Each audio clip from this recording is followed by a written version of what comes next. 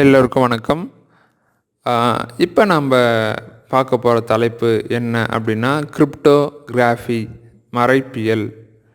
என்னத்தை மறைக்கிறாங்க அப்படின்னா, ஒருத்தர் இன்னொருத்தருக்கு அனுப்பக்கூடிய தகவலை நடுவில் யாரும் பார்த்துடாம மறைச்சி அனுப்புறது தான் மறைப்பியல். இப்போ நீங்கள் தபால் போடுறீங்க, ஒருத்தருக்கு உங்களுடைய நண்பருக்கு நீங்கள் தபால் போடுறீங்க அப்படின்னா, அந்த தபாலை ஒரு தபால் அட்டை போஸ்ட் கார்டில் போடுறீங்க அப்படின்னா, அந்த போஸ்ட் கார்டில் பார்த்திங்கன்னா, நீங்கள் மேலே எதையும் ஒட்டியிருக்க மாட்டீங்க. நீங்கள் எழுதியிருக்கிறது அப்படியே வெளிப்படையாக தெரியும். சரிங்களா? அதுவே பார்த்திங்க அப்படின்னா, நீங்கள் ஒரு போஸ்ட் கார்டில் போடாமல்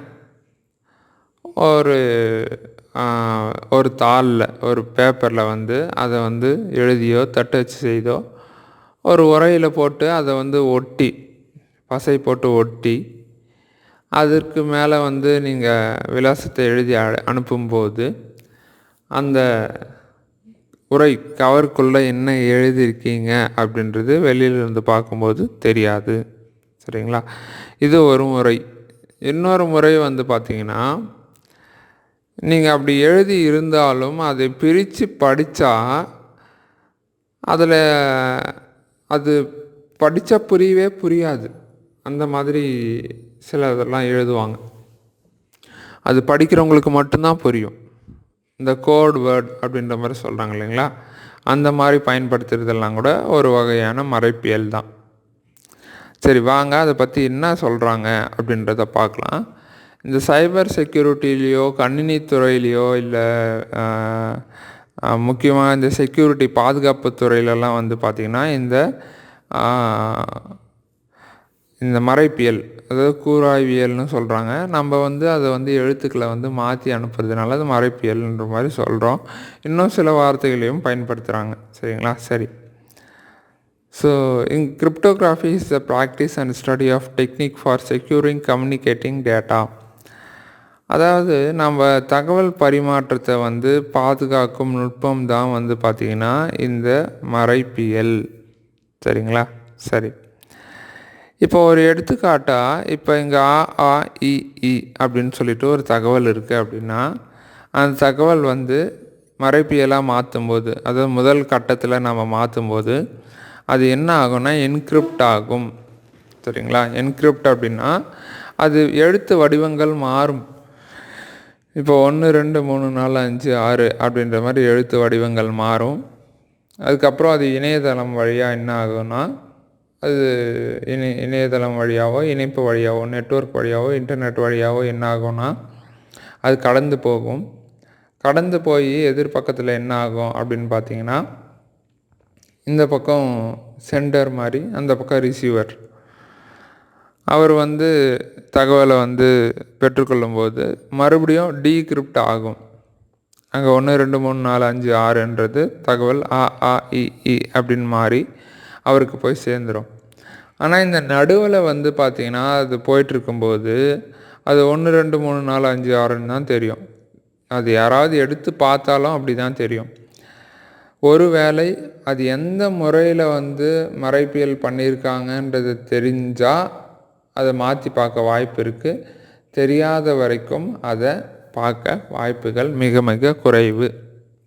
சரிங்களா? இது ஒரு எடுத்துக்காட்டு தான். இதை இன்னும் எளிமையாக எப்படி படிப்பாங்க அப்படின்னா, normal text, plain text, cipher text அப்படின்னு படிப்பாங்க. அதாவது முதல்ல உள்ளது சாதாரண எழுத்துக்களும், அதுக்கப்புறம் 1 2 3 4 5 6ன்னு மாறினது சிப்பர் டெக்ஸ்ட்டும் என்கிரிப்ஷன் ஆயிடுச்சு. இப்போ டேட்டா ட்ராவல் ஆகிடுச்சு, ஆங்கிலத்தில் சொல்கிறேன். அதுக்கப்புறம் அதை யார் ரிசீவ் பண்ணிக்க போகிறாங்களோ அவங்கக்கிட்ட பார்த்திங்கன்னா மறுபடியும் சிப்பர் டெக்ஸ்ட்டாக இருந்தது டீக்ரிப்ட் ஆகிட்டு என்ன ஆகும் அப்படின்னா பிளைன் டெக்ஸ்ட்டாக மாறிட்டு அவங்களுக்கு காமிக்கும். சரிங்களா? சரி. அதை மறைப்பியல் முறையில் பார்த்திங்கன்னா எழுத்துக்களை மாற்றுவதற்காக அல்காரிதம் அப்படின்ற கணக்கு முறையை பயன்படுத்துகிறாங்க. சரிங்களா? ஒரு கணக்கு முறை தான். இங்கே இருக்கிற எழுத்து இங்கே போகணும், இங்கே இருக்கிற எழுத்து இங்கே வரணும், இங்கே புது எழுத்து இருக்கணும், அந்த மாதிரி ஒரு முறை தான் அதுவும். இதில் 2 வகையான முறைகள் இருக்குது. ஒன்று பார்த்திங்கன்னா சிமெண்ட்ரிக், இன்னொன்று பார்த்திங்கன்னா எஸ்சிமெண்ட்ரிக் அப்படின்னு சொல்கிறாங்க. இந்த சிமெட்ரிக் கீக்கு கீழே வந்து பார்த்திங்கன்னா கிளாசிக்கல், டிரான்ஸ்போசிஷன், சப்ஸ்டிடியூஷன் அப்படின்ற மாதிரி இருக்குது. அதுக்கப்புறம் அந்த சிமெட்ரிக் கீழே வந்து பார்த்திங்கன்னா ஒரு பக்கம் கிளாசிக்கல் இருக்கிற மாதிரி இன்னொரு பக்கம் மாடர்ன் இருக்குது. கிளாசிக்கல் அப்படின்னா ஏற்கனவே இருந்து வரும் முறையும், மாடர்னா இப்போ இருக்கிற முறையும்னு வச்சுக்கோங்களேன். அந்த மாடர்னில் ஸ்ட்ரீம், அதுக்கப்புறம் வந்து பார்த்திங்கன்னா பிளாக் சிப்பர் அப்படின்னு இருக்குது. ஏசிமெட்ரிக் முறையில் அது ஒரு முறை மட்டும்தான் இருக்குது. இந்த சிமெட்ரிக்கில் வந்து பார்த்திங்கன்னா ஒரு செய்தியை அனுப்புபவரும் பெறுபவரும் ஒரு பொதுவான விசையை பகிர்ந்து கொள்கிறார்கள். சரிங்களா?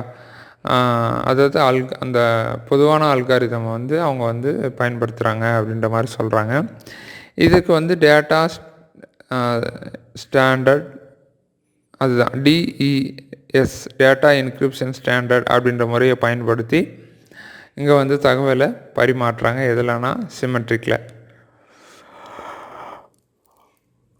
ஒரு எடுத்துக்காட்டு சொல்லணும் அப்படின்னா, டிரான்ஸ்போசிஷன் சிப்பர்ஸ் எப்படி இருக்குன்னா, இப்போ இங்கே நான் ஒரு கட்டம் கொடுத்துருக்கேன்.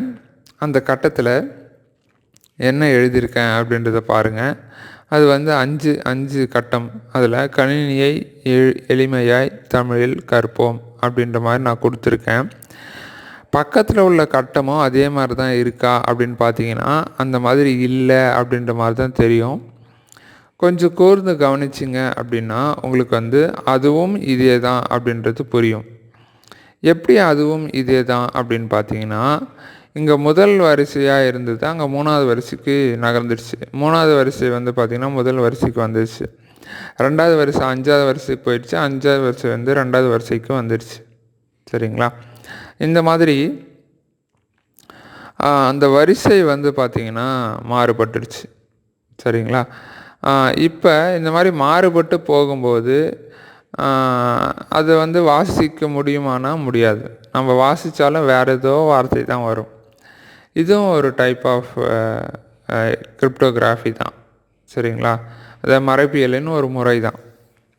இது டிரான்ஸ்போஷன் சிப்பர் அப்படின்னு சொல்கிறாங்க. அதாவது எழுத்து மாறி மாறி இருக்கிறது டிரான்ஸ்போஷன். சரிங்களா? அடுத்து வந்து சப்ஸ்டிடியூஷன் அப்படின்னு சொல்கிறாங்க. சப்ஸ்டிடியூஷன் அப்படின்னா என்னென்னா, இப்போ AEIOUOAA அப்படின்னு இங்கே வந்து பார்த்திங்கன்னா 8 எழுத்துக்கள் இருக்குது. இப்போ ஒரு கீ வந்து அதில் உட்புகுத்துவாங்க. அந்த கீழே வந்து பாருங்கள் காங்கா இருக்குது, அப்புறம் ஆ இருக்குது, சா இருக்குது, ஆ இருக்குது, ஞா, தா இருக்குது. சரிங்களா? இப்போ முதல் வரிசையில் என்னென்ன எழுத்துக்கள் இருக்கோ அந்த எழுத்தை தவிர்த்துட்டு மற்ற எழுத்துக்கள்லாம் வந்து அந்த வரிசையோடு சேர்ந்துடும். சரிங்களா? சேர்ந்துட்டு என்ன ஆகும்னா இது வந்து இப்படியே போகும். அது அந்த பக்கம் இருக்கக்கூடிய அந்த தகவல் பெறுபவர் இருக்காங்க இல்லைங்களா, அவர் தகவல் பெறும்போது என்ன ஆகும்னா இந்த கீ வந்து வெளியே வந்துடும். அவருடைய தகவல் மட்டும் அவருக்கு போய் சேரும். இது சப்ஸ்டிடியூஷன் சிப்பர் முறை அப்படின்னு சொல்கிறாங்க. அதுக்கு அடுத்து stream சிப்பர். Stream chipper or secret key encryption algorithm that encrypts a single bit at a time. அதாவது தகவலை வந்து பிரிச்சுட்டே போனால், இப்போ நம்ம உடலை பிரிச்சுட்டே போனால் எப்படி கடைசியாக வந்து செல் கிடைக்குதோ, சரிங்களா? அதாவது உடலை பிரிக்கும்போது ஃபஸ்ட்டு வந்து ஆர்கன்ஸ், பாகங்கள் கிடைக்கும், உறுப்புகள் கிடைக்கும், உறுப்புகளை பிரிக்கும்போது திசுக்கள் கிடைக்கும், திசுக்களை பிரிக்கும்போது செல்கள் கிடைக்கும்னு நம்ம அறிவியலில் படிச்சிருப்போம். அந்த மாதிரி ஒரு தகவலை பிரிக்கும்போது அது பிட்ஸாக தான் கிடைக்கும். சரிங்களா? அந்த பிட்டாக இருக்கக்கூடிய தகவல்களை மாற்றுறது தான் என்னென்னா ஸ்ட்ரீம் சிப்பர் அப்படின்னு சொல்கிறாங்க. அடுத்து தான் வந்து பார்த்திங்கன்னா block cipher, and encryption method that applies a deterministic algorithm along with a symmetric key to encrypt block of text. இதுவும் வந்து பார்த்திங்கன்னா சிமெட்ரிக் கீ மாதிரியே ஒரு முறையை பயன்படுத்தி ஒரு கூட்டமாக இருக்கக்கூடிய வார்த்தைகளை வந்து ஒரே சமயத்தில் வந்து என்ன பண்ணுதுன்னா மரபியல் கிரிப்டோகிராஃபி என்கிரிப்ட் பண்ணுது. சரிங்களா? இந்த மாதிரி இதை ஆய்வு பண்ணிங்க அப்படின்னா இன்னும் நிறைய விஷயம் வந்து பார்த்திங்கன்னா நம்மளால் தெரிஞ்சுக்க முடியும். அவ்வளோ விஷயங்கள் இருக்குது. இப்போ ஏசிமெட்ரிக்கை பார்ப்போம். ஏசிமெட்ரிக் வந்து பார்த்திங்கன்னா இது முழுதும் வந்து கணினி அடிப்படையில் செய்யக்கூடியது. சரிங்களா? அதாவது ஒரு இடத்துல ஒரு மாதிரியும் இன்னொரு இடத்துல இன்னொரு மாதிரியும் இருக்கும். எல்லாமே ஒரு கணக்கு தான். சரிங்களா? அதனால தான் எண்ணும் எழுத்தும் கண்ணென்னு தகும் அப்படின்ற மாதிரி சொல்லி வச்சுருக்காங்க. ஆனால் நம்ம இப்போ அதை என்னவா மாற்றிட்டோம் அப்படின்னா, நமக்கு தேவையானதெல்லாம் என்ன, வெறும் மதிப்பெண் தான் அப்படின்ற மாதிரி தான் ஓடிட்டுருக்கோம். அது சரியான முறையா அப்படின்றது ஒரு முறை நீங்கள் சிந்திச்சு பார்த்தீங்கன்னா தெரிய வரும். சரி, நாம் இப்போ பாடத்துக்குள்ளே வந்துடுவோம். அந்த ஆர்எஸ்ஏ அல்காரிதம் பயன்படுத்தப்படுகிறது ஏசிமெட்ரிக்கில். இதில் வந்து ஆஷ் ஃபங்க்ஷன் அப்படின்னு ஒரு விஷயம் இருக்குது. ஆஷ் ஃபங்க்ஷன்னா என்னென்னா, ash function converts a particular data from arbitrary length to fixed length. அதாவது நீளத்தின் தரவை வந்து ஒரு நிலையான நீளத்திற்கு மாற்றுது. சரிங்களா? ஒரு தகவல் பெருசாக இருக்குன்னா அது ஒரு குறிப்பிட்ட அளவை மாற்றி இது வந்து அனுப்பும் அப்படின்ற மாதிரி சொல்கிறாங்க. இதில் டிஜிட்டல் சிக்னேச்சர் அப்படின்னு இருக்குது. இது என்னென்னா ஒரு கணித நுட்பம் தான். ஓகேங்களா? இது ஒரு அதாவது ஒரு செய்தியையோ இல்லை ஒரு மென்பொருளையோ நாம் வந்து மற்றவங்களுக்கு பகிரும்போது அது இவர்களுடையது தான் அப்படின்னு ஆவணப்படுத்துறது தான். ஆவணத்தினுடைய நம்பகத்தன்மையை உருவாக்குறது தான் என்னென்னா டிஜிட்டல் சிக்னேச்சர். சரிங்களா? இது வந்து டிஜிட்டல் டாக்குமெண்ட்ஸ், அதாவது நம்ம கணினியில் இருக்கக்கூடிய புத்தகங்கள், அந்த மாதிரி ஒரு டாக்குமெண்ட்ஸ்னு வச்சுக்கோங்களேன், அதுக்கும் கணினியில் இருக்கக்கூடிய மென்பொருட்களுக்கும் தான் என்ன பண்ணுவாங்க அப்படின்னா இதை வந்து பயன்படுத்துவாங்க. சரிங்களா? அதுக்கு அடுத்தது பப்ளிக் கீ இன்ஃப்ராஸ்ட்ரக்சர் அப்படின்னு இருக்குது. இது வந்து ஒரு செட் ஆஃப் ரோல்ஸ். ஓகேங்களா? Set of roles, policies, hardware, software and procedure need to create, manage, distribute and use, store and revoke digital certificate and manage public key encryption அப்படின்னு Wikipedia என்ற இணையதளத்தில் கொடுத்துருக்குறாங்க. இன்னும் வேணும் அப்படின்னா அந்த இணைய பக்கத்தில் போய் நீங்கள் வந்து பார்க்கலாம். சரிங்களா? அதை டிஜிட்டல் சான்றிதழை உருவாக்க, நிர்வகிக்க, விநியோகிக்க, பயன்படுத்த, சேமிக்க மற்றும் அதை வந்து திரும்ப பெற ஒரு பொது விசை குறியாக்கத்தை, என்கிரிப்ஷனை வந்து நிர்வகிக்க வேணும். சரிங்களா? அதுக்கு தேவையான கொள்கைகள், அதாவது ரூல்ஸ், ரெகுலேஷன்ஸ் எல்லாம் உருவாக்குறது தான் வந்து பார்த்திங்கன்னா இந்த பப்ளிக் கீ நடைமுறை, அதாவது பொதுவான இதுவை பயன்படுத்துகிற நடைமுறை அப்படின்னு நாம் சொல்லலாம். பொது விசை பயன்பாட்டு முறை அப்படின்னு சொல்லலாம். சரிங்களா? சரி, அதுதான் இப்போ நம்ம வந்து கிரிப்டோகிராஃபியில் நிறைய விஷயங்களை வந்து பார்த்துட்டு வந்தோம். இதெல்லாம் வந்து பார்த்திங்கன்னா நீங்கள் ஆங்கிலத்தில் எடுத்து படிக்கும்போது இது வந்து எந்த அளவுக்கு மனசில் பதியும் அப்படின்றதெல்லாம் தெரியலை. இங்கே வந்து நம்ம சுருக்கமாக எளிமையாக பதிகிற மாதிரி கொடுத்துருக்கோம் அப்படின்னு நான் நம்புகிறேன். பதிய மாதிரி கொடுத்துருக்கோமா இல்லையா அப்படின்றத நீங்கள் கமெண்ட் பண்ணுவீங்க அப்படின்ற நம்பிக்கை இருக்குது. அடுத்த பதிவில் இன்னொரு புது விஷயத்தோடு சந்திப்போம். எந்த விஷயத்தையும் படிக்கிறது மட்டும் இல்லாமல் அதை வந்து நம்ம பயன்பாட்டுக்கு கொண்டு வரும்போது தான் மனசில் வந்து முழுசாக பதியும். அடுத்த விஷயத்தில் சந்திப்போம். நன்றி.